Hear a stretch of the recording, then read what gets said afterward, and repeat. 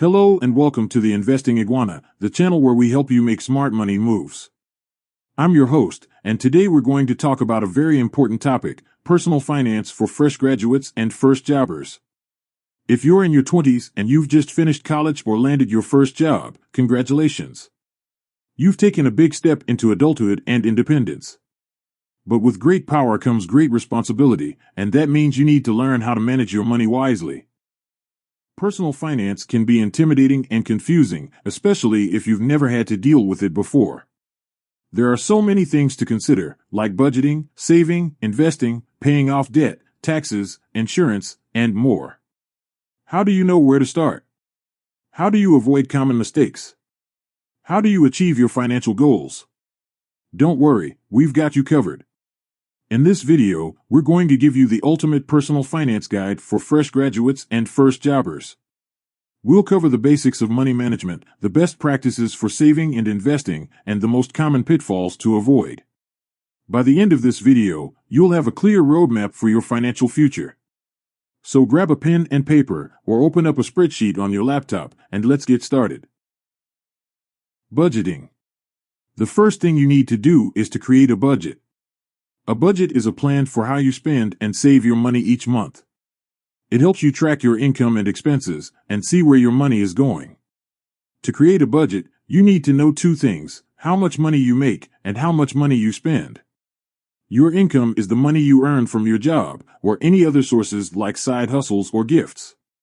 Your expenses are the money you spend on things like rent, food, utilities, transportation, entertainment, etc. To find out your income and expenses, you can look at your bank statement, pay stubs, receipts, or use an app like Mint or in-app that automatically tracks your transactions. Once you have these numbers, you can subtract your expenses from your income to see how much money you have left over each month. This is called your cash flow. Your cash flow can be positive or negative. Positive cash flow means you have more money coming in than going out. Negative cash flow means you have more money going out than coming in. Ideally, you want to have positive cash flow every month so you can save and invest some of your money for the future. But how do you know how much to save and how much to spend? A simple rule of thumb is the 50/30/20 rule. This rule says that you should allocate 50% of your budget for essentials, 30% for wants, and 20% for savings. Essentials are the things you need to survive and function in society, like rent or mortgage payments, food, utilities, health insurance, car payments, or other commuting costs. Wants are the things that make life more enjoyable but are not necessary for survival or function, like travel, eating out, shopping, hobbies. Savings are the money you put aside for emergencies or long-term goals like retirement or buying a house. The 50/30/20 rule is not set in stone. You can adjust it according to your situation and preferences. For example, if you live in a high-cost area or have a lot of debt payments, you might need to spend more than 50% on essentials. Or if you have a low income or high savings goals, you might want to save more than 20%. The key is to find a balance that works for you and stick to it. Saving. The next thing you need to do is to build an emergency fund.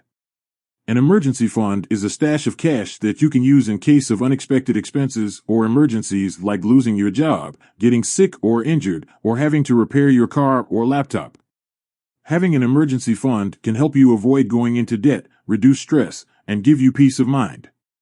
How much should you save for your emergency fund? A good rule of thumb is to have at least 3 to 6 months' worth of living expenses in your emergency fund. This means you should multiply your monthly essential expenses by 3 to 6 and save that amount in a separate savings account that you don't touch unless you have an emergency.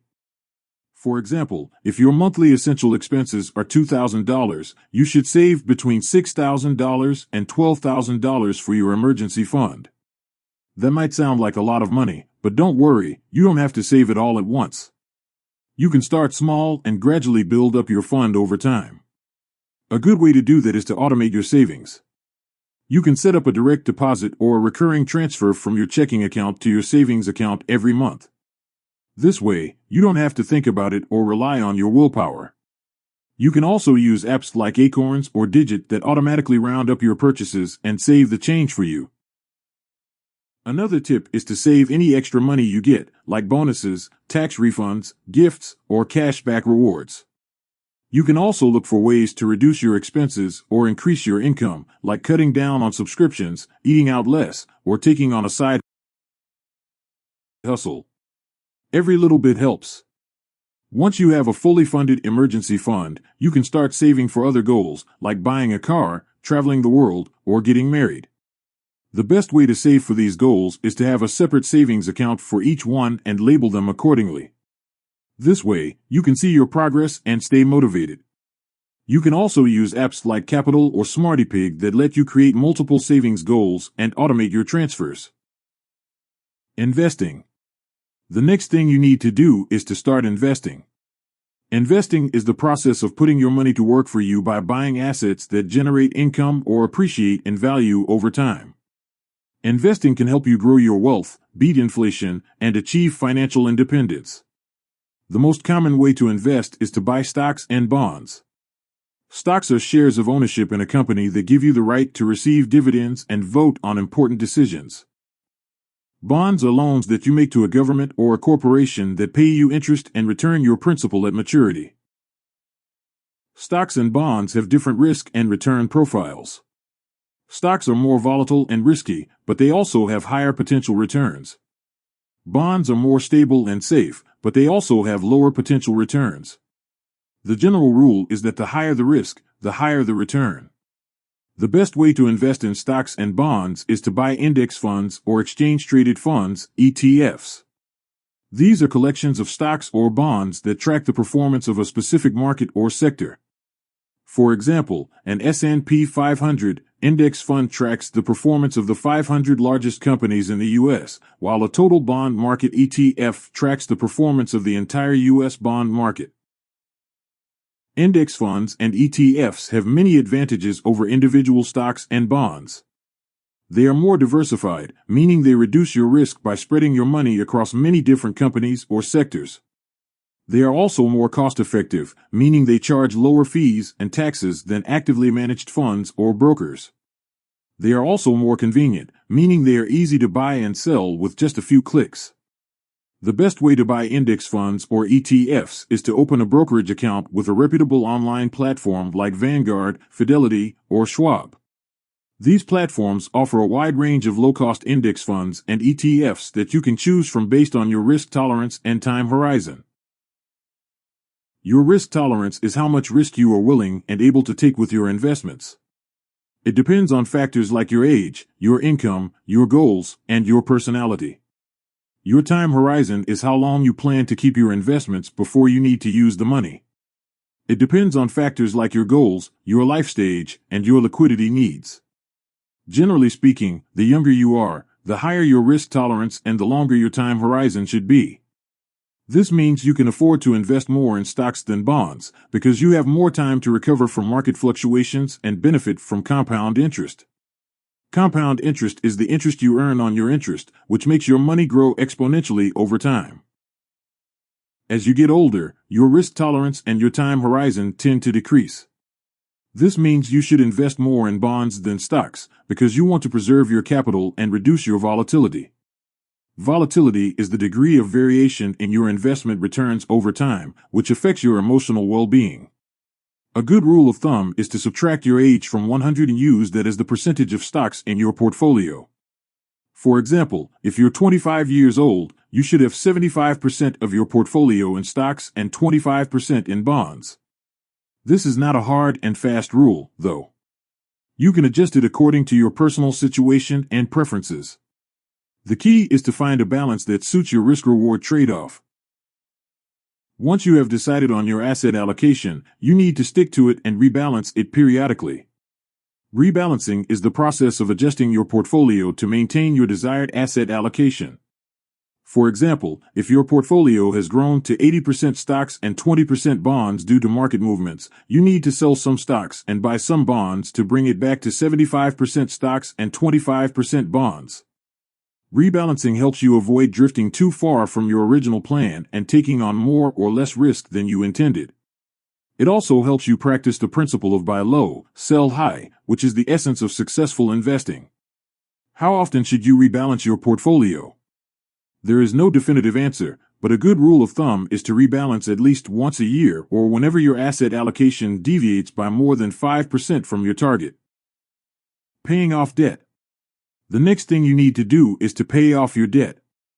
Debt is money that you owe to someone else, usually with interest. Debt can be good or bad, depending on how you use it and how much you have. Good debt is debt that helps you increase your income or net worth in the long run, such as student loans, mortgages, or business loans. Bad debt is debt that does not help you increase your income or net worth, or that has a high interest rate, such as credit cards, car loans, or payday loans.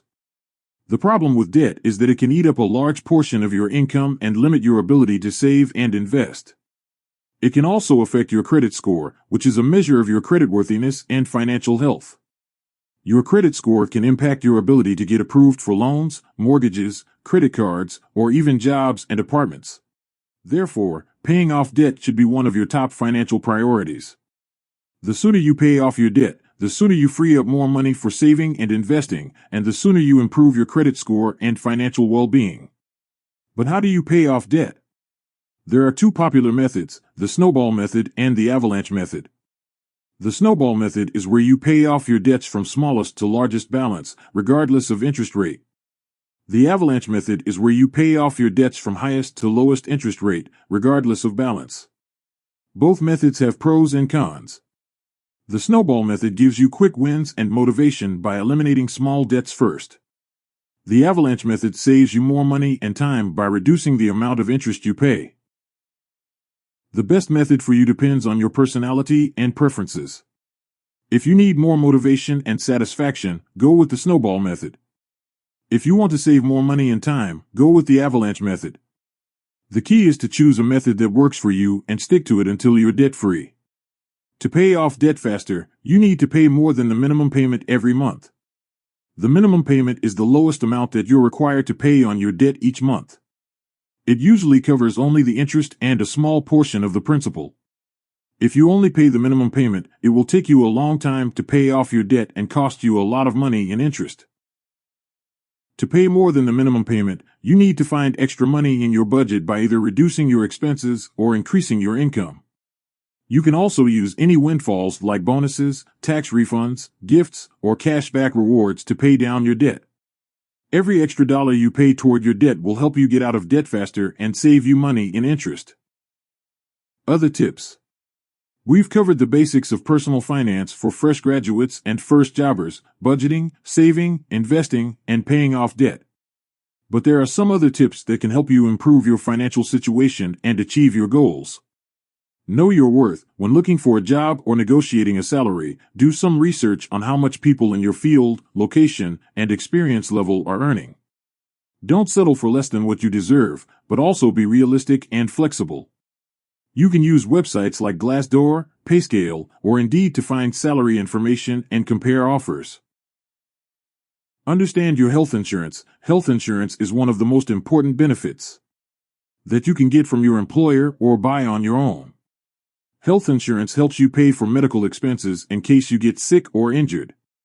It can also cover preventive care like checkups, vaccinations, or screenings. Health insurance can be confusing and complicated, especially if you're new to it. There are many terms and concepts that you need to understand, like premiums, deductibles, co-pays, co-insurance, out-of-pocket maximums, in-network and out-of-network providers, etc. The best way to learn about health insurance is to read your policy documents carefully and ask questions if you don't understand something. You can also talk to your employer's human resources department, your insurance company's customer service, or a licensed health insurance agent or broker.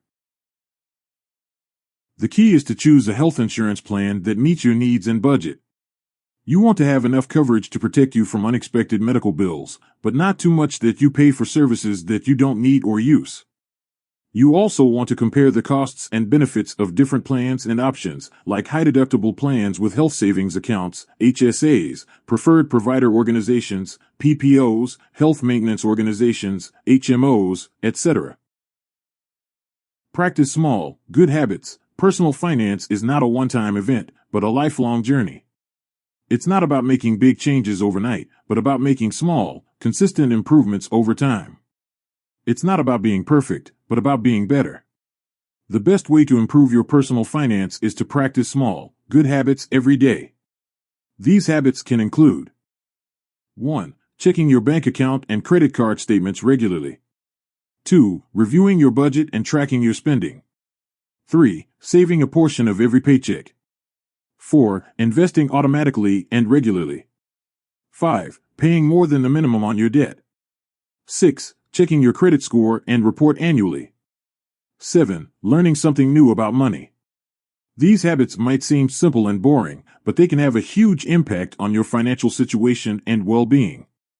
They can help you stay on top of your money, avoid mistakes and fees, grow your wealth, improve your credit, and increase your knowledge and confidence. That's it for today's video. I hope you learned something useful and valuable from this ultimate personal finance guide for fresh graduates and first jobbers. If you did, please give this video a thumbs up and subscribe to our channel for more videos like this. Remember, personal finance is not rocket science. It's about making smart money moves that align with your goals and values. It's about taking control of your money and making it work for you. It's about creating a life that you love. Thank you for watching the Investing Iguana. I'll see you in the next video. Peace out.